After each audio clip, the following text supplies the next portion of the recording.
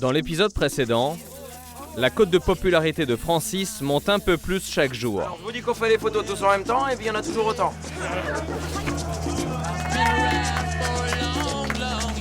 Pierre, lui, compte les jours. C'est bientôt la quille. 2 jours. Ah non, 3. Ah, 2.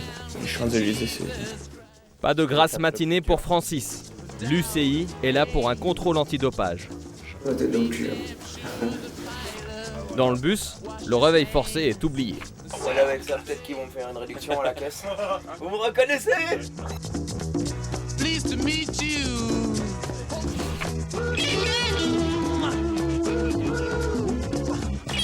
Hier à l'arrivée à Brive, le plus long transfert du Tour est au programme. Alors, on s'organise. 426 km jusqu'à Chartres, la journée sera longue. Pierrot est parti à l'hélicoptère, parce qu'il sait comment ça va être. Les autres ils sont dans le bus avec moi, je prends direction de l'autoroute. Et dès qu'ils sont douchés et ils sont prêts, de linge, il a le gros Chrysler, il s'arrête, il monte les 5 dedans et il se passe. Entre Pierre parti en hélicoptère, ceux qui vont prendre des voitures, et les soucis de dernière minute à régler dans le bus qui touchent au plus haut sommet de l'État, la situation se complique. Désolé, c'est Dom. Écoute, je viens d'avoir un appel de l'ASO. Ta voiture gêne parce qu'elle est garée juste devant la voiture du président. Alors si tu la pousses pas, elle va vite dégager à la fourrière. Ça monte gentiment en pression. Et les gars, faut pas changer les plans dans les moments, on vous demande si oui ou non. Il n'y aura personne pour descendre, alors je vous connais. Je vous connais. Tu veux qu'on saute en route? On passe par la fenêtre? Non, je vous connais, je sais comment vous êtes.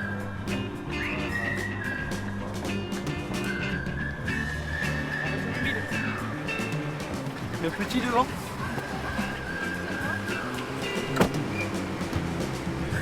Le 122, ça. Est-ce que, comment je veux dire, est-ce que Brésil peut suivre un coureur demain? Francis, lui, fait l'inverse. Il quitte une voiture et remonte dans le bus. C'est moins rapide, mais plus confortable. À l'arrière, Christophe s'est allongé. Il dort. À l'avant, Francis a les yeux bien ouverts. Tu veux un discours de vieux con? J'ai connu cette équipe, aux alentours des années 2002, par là. Les verres à champagne ont remplacé les bidons. C'est pas avec une bière qu'on avait les yeux qui brillaient. Comme à l'arrivée à Bagnères de Luchon, c'est du grand Francis.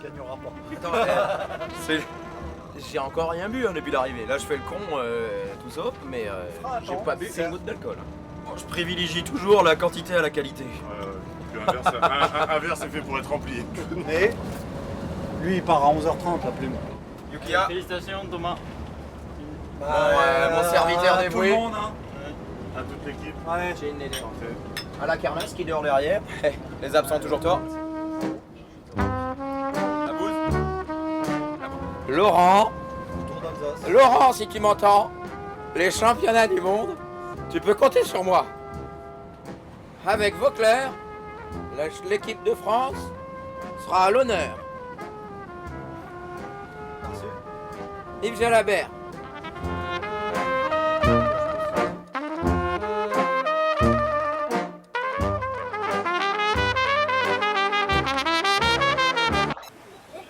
« 22h, le bus se gare enfin à l'hôtel.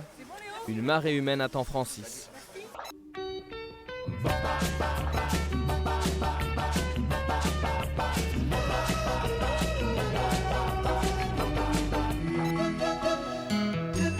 Ce matin, ça s'affaire dans le bus. Le maillot à pois de Francis a déteint sur tout ce qui touche à la belle échappée. La prochaine fois, il aurait mieux qu'ils prennent le jaune, ce serait plus simple.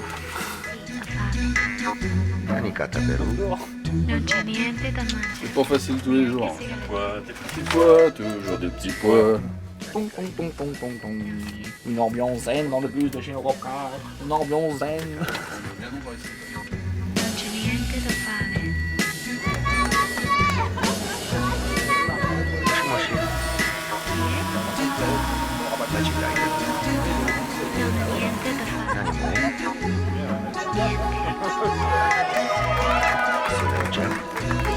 Cosa facciamo?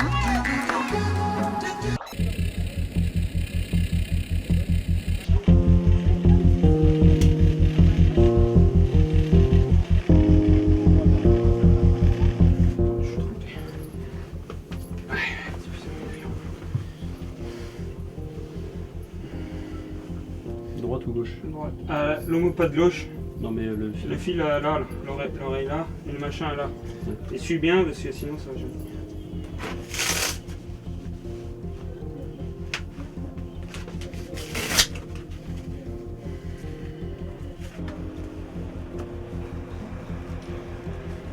Le bidon. Derrière.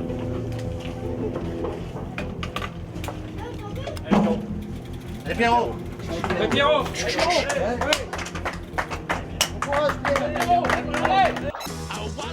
Entre Bonneval et Chartres, Francis a fait une petite crise du nerf sciatique. Rien de méchant. Et Pierre, sans oreillette, a conservé sa 8e place au général. Je peux vous annoncer que vous restez 8e de ce Tour de France. Mission accomplie. Ouais. Vous me l'apprenez comme vous dites, j'ai pas eu de... J'avais la radio, comme une fois n'est pas coutume, ça marchait pas. Pas de la faute, je pense que ça a dû se débrancher dans le dos. Bravo Pierre, vive la France!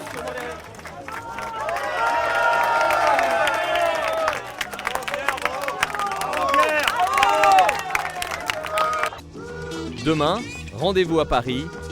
La belle échappée continue.